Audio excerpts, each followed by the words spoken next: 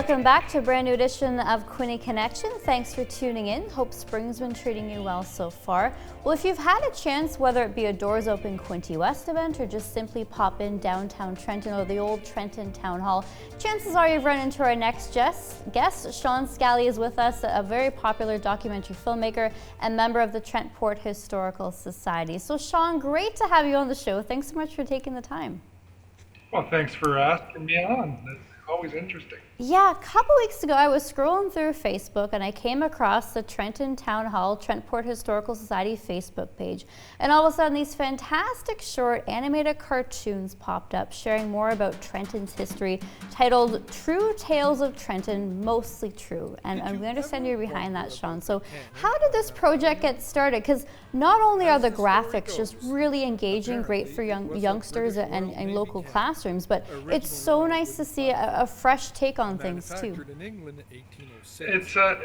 It arrived. It's a big change from what I usually do in the documentaries, which tend to be a bit more serious.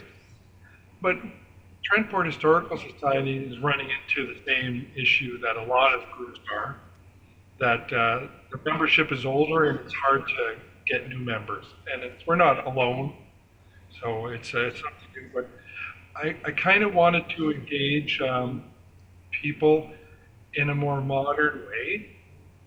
Now, using AI to do some of these animations has its positives and negatives, but sometimes you get a lot of, I'm going to say, not hate, but people aren't happy about AI. But when I find whatever it's going to take to get people engaged in history, especially younger people, it's going to be a good thing, I hope. Yeah, and many of our viewers here on YourTV, Kojiko Belleville here, know your documentaries are always running, it seems. The old one about the Trenton fire, let's say. So how many of these true tales of Trenton little animated shorts do you have in the can? Because you're pretty good at organizing things. One thing I learned over the years of doing this, everything is about workflow. Once you get to workflow, things happen. But it's not like organic, or it's because it's organic. You got to kind of work at it.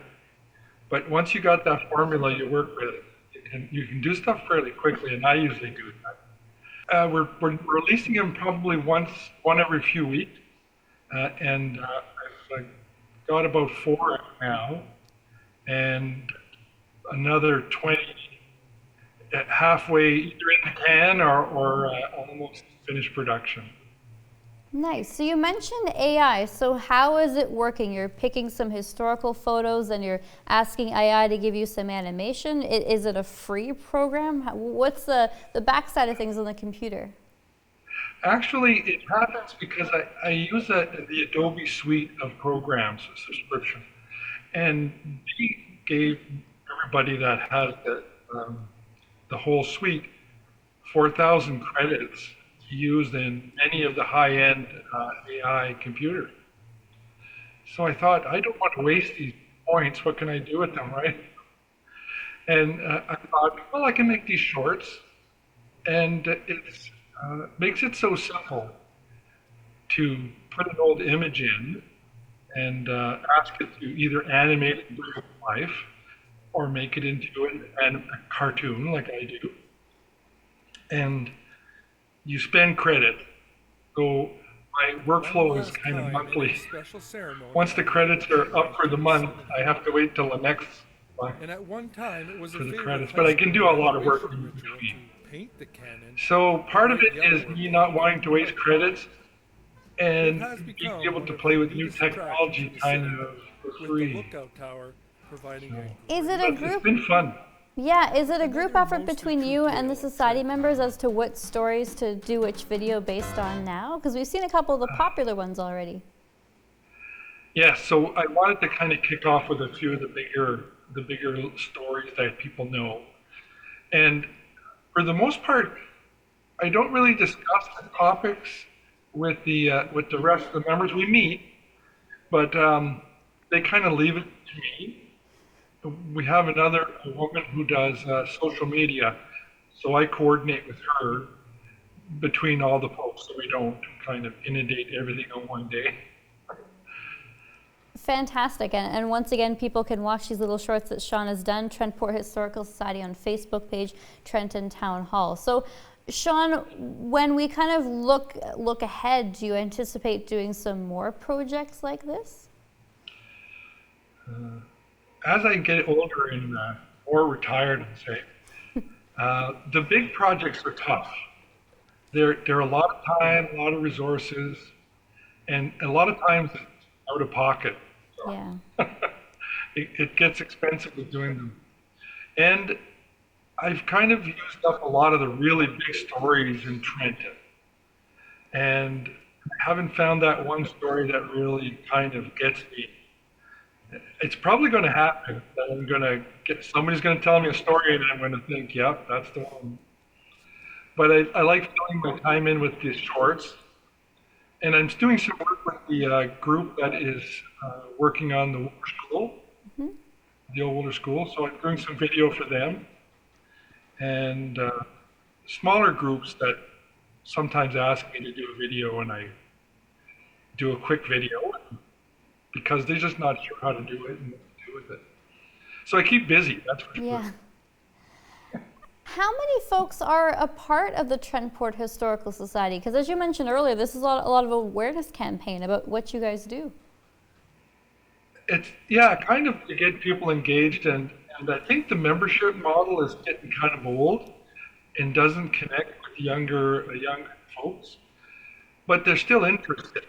And I made a video trying to tell people that although we have a great city and it allows us to be the stewards of the old town hall and take care of that building, it's still, there's a lot of cost associated with it. So we're trying to do a little bit of fundraising, but lightly. I'm not big on being the fundraiser. So if we can engage people in thinking about Trenton history, we'll get more focused on different anniversaries, and people may be coming out and looking at artifacts or doing research and things. That's the main object of it all. Yeah. Well, for folks who want to be a member of the Trentport Historical Society, how does it work, and how can they send some money your way come after tax season? I'm trying to think of how many members we have. They are dwindling because a lot are older, and even some have passed away, the founders, some of them.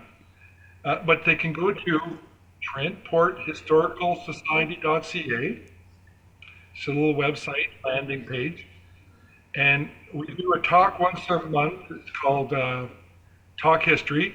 Sometimes there's a guest speaker. And sometimes we just have coffee and bring up whatever subject we like to talk about. And it's been pretty popular with people. And we also run what we call a film club. It's not too serious a film club. Older films or historic films, we kind of curate ourselves, and it's a small group, but it's growing, and it's kind of fun. But you can still become a member, and you can do research. And with the new videos, I also had a QR code and a link to help donate in any way. So we're trying to modernize in that way. Good stuff, Sean. Once again, Sean Scally joins us, member of the Trentport Historical Society. If you get a chance, definitely check out the videos, and we'll have the link posted to that. Sean, thanks so much for stepping up and doing this and reminding us about the rich history in Trenton. Really appreciate it. Thank you for having me.